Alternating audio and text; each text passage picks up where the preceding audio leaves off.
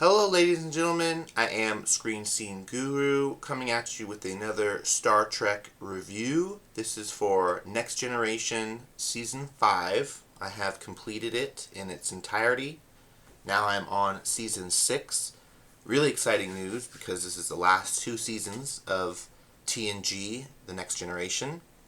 So I just want to go over some of the highlights of the season, some of my favorite episodes real quick.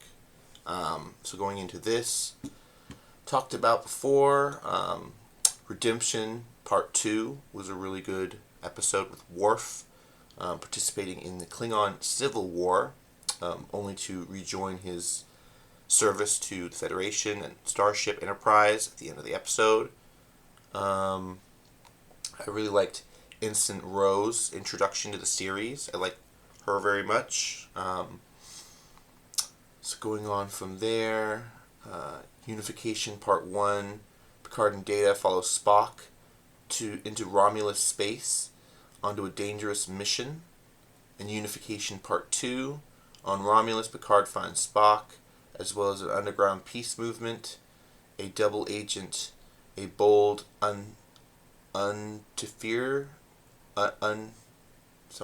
motive against the Federation, and a familiar adversary. So these episodes, Unification Part 1, Unification Part 2, really good episodes as well. I like the fact they brought in Leonard Nimoy, Spock, from the original series, because they did have Dr. McCoy in Episode 1 of TNG. Now, going on, let's see. So yeah, like I said, there was quite a lot of good episodes in Season 5. Ethics was a good one. After an accident leaves him no longer able to walk, Worf asks Riker to help him commit suicide. So this was very interesting. And then, of course, this doctor had a radically experimental surgery to help Worf regrow his spine. But of course, Dr. Beverly did not like this doctor, didn't like her methods and practice. Going on, let's see, we've got cause and effect. The Empire gets caught in a time loop, which always has one result: total destruction of the ship itself. So this is a very interesting episode as well, where the Enterprise basically was being destroyed numerous times, but the people recounted the memories, the events leading up to the explosion, and they were able to telegraph a message somehow to the ship before the event happened, which is very much like Eagle Eye. So that was very interesting. Then going on, let's see, I do want to find which episode was it? Cost of Living. Wesley returned in First Duty, so that was cool. Episode about the Academy, and they're having a child die in an explosion of shuttlecraft. Wesley Crusher's team was in an accident at Starfleet Academy. Picard offers to help a Starfleet investigation as to what happened and begins to suspect they are hiding something. So that went down. Real quick, I do want to mention Borg was a really good episode. The Enterprise finds a lone Borg drone separated from the collective and brings him aboard. The drone begins to research his invulnerability, but his presence across different levels of fear and sympathy from various crew members. So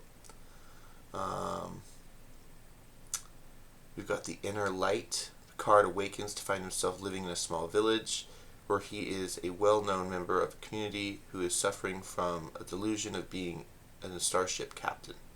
So this is a really good episode as well. We got to see the members of this humanoid species were experiencing the nova of their sun around 1,000 years ago, and they downloaded their consciousness, their memories, into this satellite and launched into space, waiting for the right people to come across it to basically allow them to live again, which is very interesting stuff there.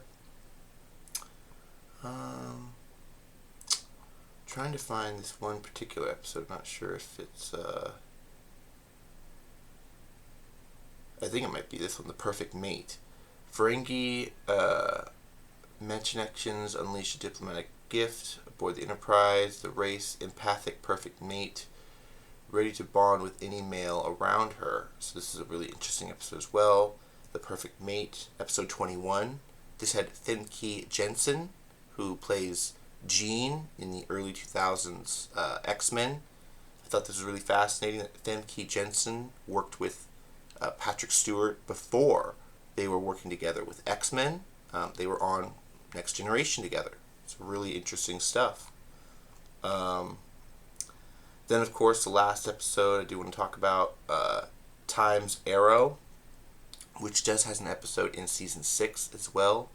Captain Picard and his archaeological curiosity are called upon the scientists of Earth when they find evidence to support beliefs that aliens had visited Earth in the late 1800s. So this is very interesting. We get to see a pocket watch discovered, a Colt 45, and of course Commander Data's head from about 500 years ago. It looks as though Commander Data was sent back through time and killed at one point. So that was very interesting stuff. I have gone on to season 6, and I'll just talk about that a little bit right now. With episode 1, Time's Arrow Part 2, Captain Picard and the crew follow Data back to the late 1800s to get him back, only to find the suspected alien visitors killing people of that time. So very interesting stuff. They don't really go into the cause, but they do say that there's basically another dimension that these things coexist in. Data creates a device to enter their dimension, and there are gray beings lining the wall of a cave on this planet, absorbing kinetic energy, basically consciousness itself. And there are these Draco serpent time-traveling aliens that are taking people's auras or their consciousness from them in these hospitals, these VAs, during the Spanish influenza. So they're posing as these people are just dying, but they're really taking their consciousness and feeding these creatures in another cave on another planet. Eventually they destroy this cave to where these beings cannot travel through time to do this anymore, but it did remind me very much of Enterprise and a few other episodes where they were time traveling and there were creatures doing malicious things without anyone expecting them to be caught. So yeah, really cool stuff there with season 5 and 6, Star Trek Next Generation. Can't wait to get into season 6 and wrap it all up to get on to season 7, the last season. From there I'm going to move on to Deep Space Nine, Voyager, catching up on all this stuff this year, getting ready for Academy coming out. Star Trek Academy comes out in January, so really excited about that. There is, of course, a new movie coming out as well from Paramount Studio. They've announced the creators of the Dungeons and Dragons movie to work on a new film. They haven't said whether it's connected to any timeline or any group before. It sounds like it's going to be a whole new project, which is very interesting stuff. What do you guys think of all this stuff? Let me know down in the comments below. But yeah, that's a really good one for today. Have a good one.